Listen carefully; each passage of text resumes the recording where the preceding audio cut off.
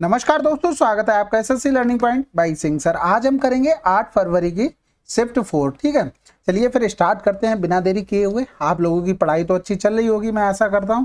और हाँ, बिना पढ़ाई के कुछ होने वाला भी नहीं। अगर आप इस वीडियो को देखकर रिवीजन नहीं करेंगे, जो भी टफ क्वेश्चन होंगे, तो कोई फायदा मिलेगा? कुछ भी नहीं मिलेगा। ठीक है, चलिए फिर स्टार्ट करते हैं बिना देरी किए हुए। ये हमारा पहला क्वेश्चन। रीता 4 किलोमीटर प्रति घंटा की चाल से पी से क्यू की दौड़ना शुरू करती है। पी और क्यू बीच की दूरी 6000 मीटर है, तो रीता द्वारा पी और क्यू के बीच की दूरी को तय करने में कितना समय लगेगा? अब बताओ, 4 की उससे जा रही है। हम केवल क्या करेंगे, 60 लिखा, हम 4 का भाग करते हैं। 15 देखो हमें किसी में दिख रहा है, आंसर लगा दो। हमें क्या दुनियादारी इस पंचायत है, मीटर को किलोमीटर में चेंज करना है, ये करना है, वो करना है, क्या मतलब है? कोई मतलब बनेगा? कुछ भी मतलब नहीं। तो क्यों करना जबरदस्ती? 1000 का भाग करोगे, फिर किलोमीटर, ओरल आंसर आ जाएगा। शीतल अपनी दुकान पर सभी वस्तुओं पर 20% की छूट प्रदान करती है और फिर भी 12% का लाभ कमाती है। उस वस्तु का अंकित मूल्य क्या है जिसका क्रय मूल्य इतना है? ये यानी कि 200 रुपया ये वैल्यू दी थी किसकी? इसकी। हमें इसकी वैल्यू निकालनी थी। इतना लिखना था, बात खत्म हो गई तुम्हारी। अगर इससे ज्यादा लिख रहे हो तो टाइम दे रहे हो फिर अपना बेकार का। यहाँ पर 4 कर लो, 14 दूनी 28, 280 आंसर। हमने आपको बताया है कि मार्क प्राइस और कॉस्ट प्राइस डायरेक्ट लिखो। तो 12% छूट वाला मतलब प्रॉफिट वाला आ जाता है किसके नीचे? इसके नीचे। छूट वाला आ जाता है सीपी के नीचे। ये चीज आपको हमने बाकायदा रेशियो बनाकर भी बताई थी। सीपी हमेशा छूट किस पर दी जाएगी? मार्क प्राइस पर। छूट देंगे तो 80% की चीज रह गई, बराबर करेंगे 12% का लाभ, तो गुणे में 112। अब यहाँ से रेशियो बनाओगे तो यही तो बनेगा। तो ये चीज दिमाग में रखो ना, हम इतना लिखेंगे, बात खत्म हो गई। क्यों दुनियादारी की पंचायत करनी है? 1225 की राशि पर 2 वर्षों का 144। जब ब्याज दर वार्षिक रूप से चक्रवृद्धि होता है, वार्षिक ब्याज की दर देखो कितना सिंपल हो गया। 1225 की चीज कितनी होगी? 144 ब्याज में जा जोड़ देंगे तो 1369 हो गया। यहां से देखो, ये किसी का स्क्वायर आपको समझ में आ रहा है? ये 35 का स्क्वायर रहा होगा, ठीक है। और ये कितने का स्क्वायर रहा होगा? ये 37 का स्क्वायर रहा होगा। यानी कि इनका अगर रूट लेंगे तो यहाँ पर कुछ चीज रही होगी, उनका स्क्वायर बन के ये बने होंगे। यानी कि रूट लेंगे तो 35 से चीज 37। कितने का प्रॉफिट हुआ? 2 रुपए का प्रॉफिट हुआ, बटे 35 गुणे 100 कर दो। भाई प्रॉफिट और ये सब कुछ बराबर ही चीजें होती हैं, इसमें कुछ अलग निंजा टेक्निक तो लगती नहीं है। 5 सत्ते 35, 5 दूनी 10 हो गया, 40/7 हो गया। 7 और 7 पंजे 35 हो गया, 5/7% आंसर। अगला सवाल आसान था वो तो। 7 सेंटीमीटर त्रिज्या वाले एक शीशे के अर्धगोले को एक ऐसे शंकु में डाला जाता है जिसके व्यास इतना, यानी कि रेडियस कितनी होगी? 7 होगी। शंकु की ऊंचाई बतानी है। अब तुम्हें पता है कि 1/3 पाई दोनों में आना है, वो तो कट गया। अब बचा क्या है? 2 गुणे 7 गुणे 7 गुणे 7, इतना बचा है। अब यहां से देखो, अगर ये 7 था तो इसका 7 गुणे 7 नीचे आ जाएगा, बराबर में क्या बचा? एच। ये काट दो, 7 दूनी 14 आंसर। फार्मूले आपको याद है, लिख के किसी को भी नहीं दिखाना है, कुछ भी नहीं करना। पता है क्या? दोनों का वॉल्यूम बराबर करेंगे, उसके बाद क्या कैलकुलेशन होगी वो आप दिमाग में कीजिए ना। जितना कम कर सकते हो उतना कम कीजिए। एक्चुअल में तो अगर आपकी अच्छी कैलकुलेशन है तो ये ओरल करने वाला सवाल है। देखो, मजाक की बात नहीं कर रहे हैं, ऐसा होता है। और ऐसे अपने आप को डेवलप करो, ठीक है। दोनों के आयतन बराबर करने हैं, बाकी कुछ नहीं है। ए अकेले कार्य को इतने दिनों में करता है, बी 147 दिनों में करता है। ए तथा बी दोनों एक साथ पूरा करने में कितने दिनों में पूरा करेंगे?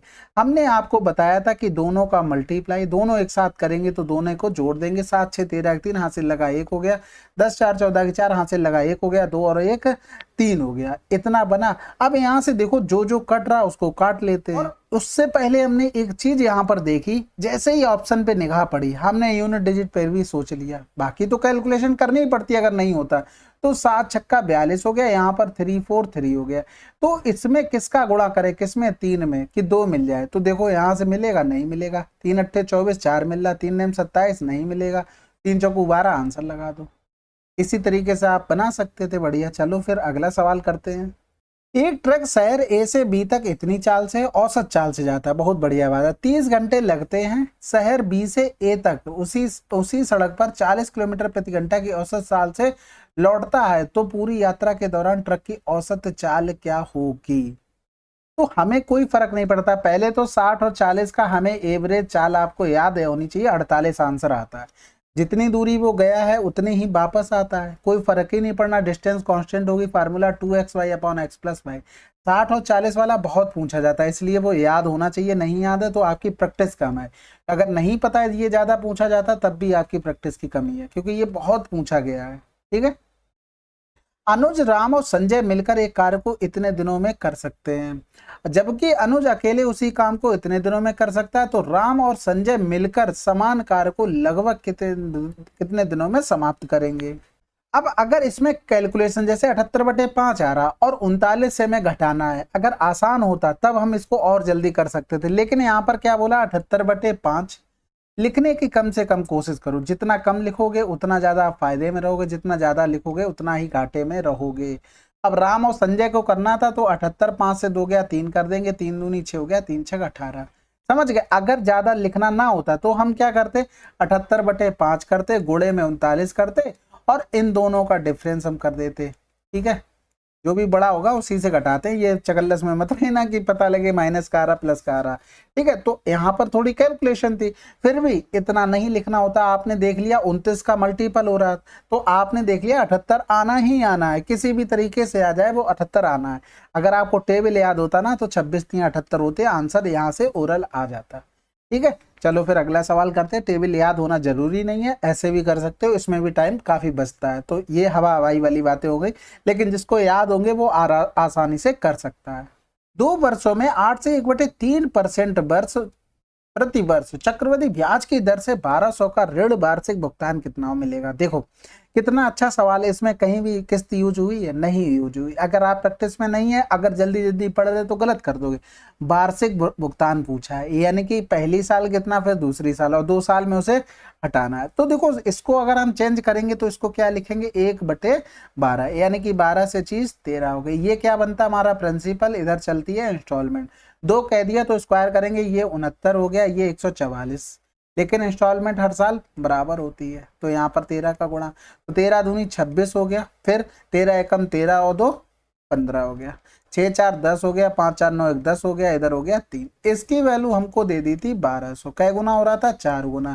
किस्त का भी 4 गुना कर दो, 4 नेम 36 हो गया, और 16 चौकू 64 और 3 67 आंसर। अगला सवाल, अच्छा और विपुल की वार्षिक आय 3:2 के अनुपात में है, जबकि उनके व्यय का अनुपात क्रमशः इतना है। यदि वार्षिक के अंत में प्रत्येक इतने की बचत करता है तो अच्छे की वार्षिक आय क्या होगी। देखो यहाँ पर अगर बचत अलग अलग आती तब तो ठीक है, चलो हम बनाते वो क्रॉस वाला हमारा जो रूल चलता है, लेकिन यहाँ पर तो वो सेम कह दिया। तो हमें पहले तो ये देखना है कि अंतर बराबर है कि नहीं है। तो 3 और 2 का, यहाँ से 3 पे 7 जाओ तो कितना डिफरेंस आ रहा, 4 का। 2 से 3 पे जाएंगे तो 1 का, यानी कि कोई बात नहीं। यहाँ से देखो 1 का डिफरेंस, यहाँ से देखो कितना के डिफरेंस, 4 का। ठीक है, तो इसमें जो डिफरेंस आया है, देखो हम कहाँ पर ब्लैक ब्लैक कर रहे हैं, इसका इसमें गुणा कर दो, यानी कि हम उधर गुणा करेंगे, 4 का 4 3 12, 4 दूनी 8 आ गया। फिर इधर करेंगे 1 का तो 7:3 ही रहा। अब देखो अंतर 5 का है, यानी कि 5 बराबर 18 ही लिख लेते हैं, तो हमें 12 बराबर निकालना था। यानी कि यहाँ से करते 5 3 15, तो 5 छक्का 30, इसलिए लिख रहे हैं क्योंकि ऑप्शन देखो ना किसी में कुछ भी कॉमन नहीं है, तो हमें ज्यादा जीरो पे जाने की जरूरत नहीं है। 12 छंग 72 हो गया, हाथ से लगा 7 हो गया, 12 3 36 और 7 43 आंसर आ गया, जिसमें भी 432 आंसर। अब कभी कभी क्या होता है, इतना करने के बाद हम ये भी होता है कि ऑप्शन बहुत अच्छे दे दिए जाते हैं। हम क्या करते हैं, सबसे पहले हम 3 का मल्टीपल चेक करते हैं, 4 3 7 2 9, ये भी हो रहा, ये नहीं हो रहा, ये भी हो रहा, ये नहीं हो रहा। कभी कभी क्या होता है कि केवल एक ऑप्शन उसका मल्टीपल होता है, तो हमारा आंसर और जल्दी आ जाता। मैंने इस सवाल को किया तो सबसे पहले यही देखा था, लेकिन वहां पर मैच नहीं हो रहा था।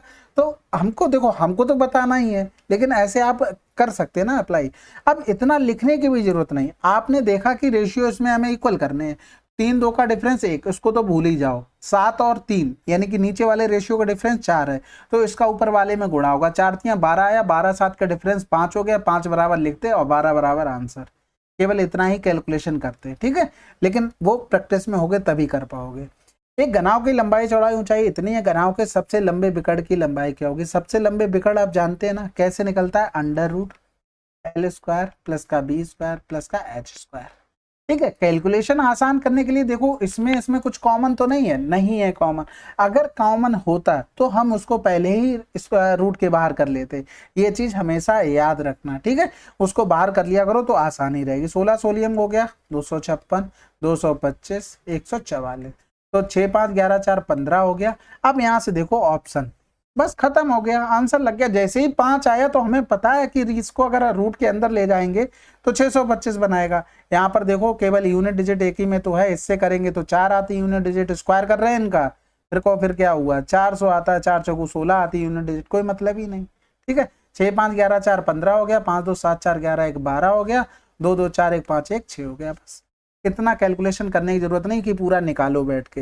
एक पुरानी वस्तु का अंकित मूल्य इतना है, इसे इतने और इतने की 2 क्रमागत छूटों पर बेचता है, इसकी मरम्मत पर इतना खर्च करता है तो 5000 में बेच देता है, उसका लाभ या हानि बताइए।